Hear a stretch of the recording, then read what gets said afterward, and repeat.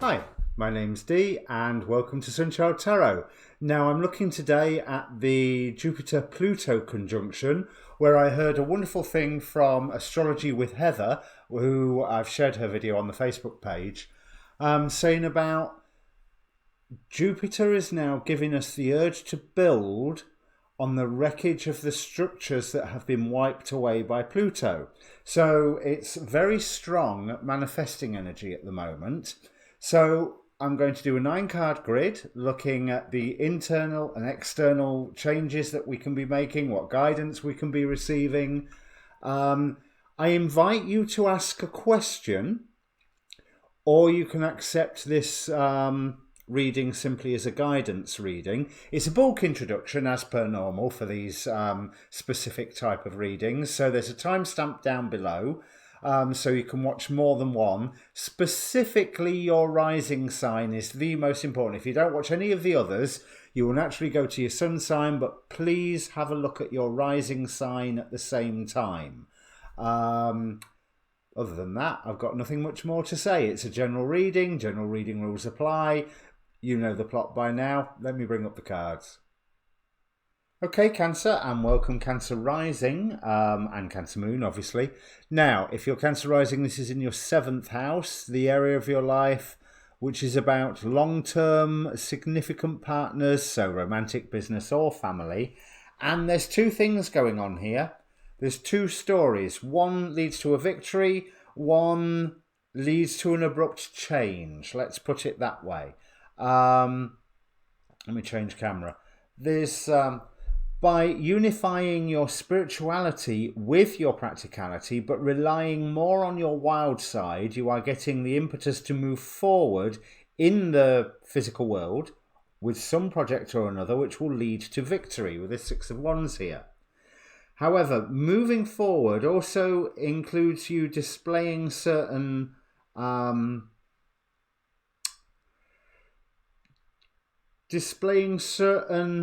wares, I think, like some form of product, some form of, here are my skills, here is what I've got to offer, and the world's going to shake that to its core. Not actually a bad thing, because it leads you into a really good situation, but I don't think that's going to be a particularly pleasant experience to go through. On the spiritual side, you have a whole new beginning. And it is, yes, go into your wild side. Out of this card, if you saw the shuffle video, 5 fell out. I thought there was only 3, but 5 fell out. Be fair, and you will get just results from your new beginning, which is spiritually inspired. But you have to act with balance, because so much around you is shaking, is changing, but what is left, we have the 10 of Pentacles. I celebrate everything I achieve. But certainly for the your wares, presenting them to the world, make sure you're happy with whatever it is you're presenting to the world, because I rather feel that there's an element of the world's not that interested at the moment. But it will be. That's what this 10 of Pentacles is telling me. But also this new beginning is within yourself as well as without yourself, outside of yourself. And you may be dissatisfied with your harvest so far, but that's because it just requires a little change. And illumination is going to come to you to go, I was doing it this way, but why don't I do the same thing that way? Or why don't I do a slightly different thing this way? And both of those options will probably work, as long as there is fairness. And you will be rewarded with, all of these crystals and pentacles we've got here, so lots of earth signs. You will be rewarded with abundance for the efforts that you put in, as long as you are being fair and not operating under illusion.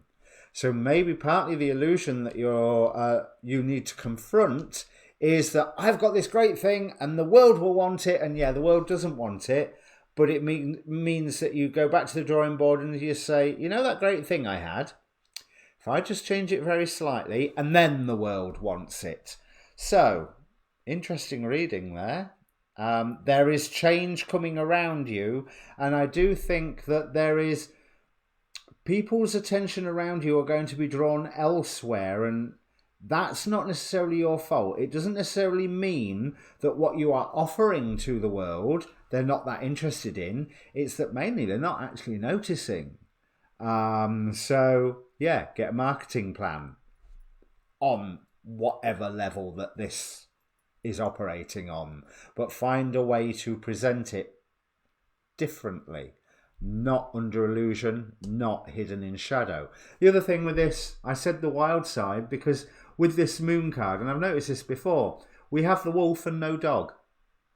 So there's the wild side, no tame.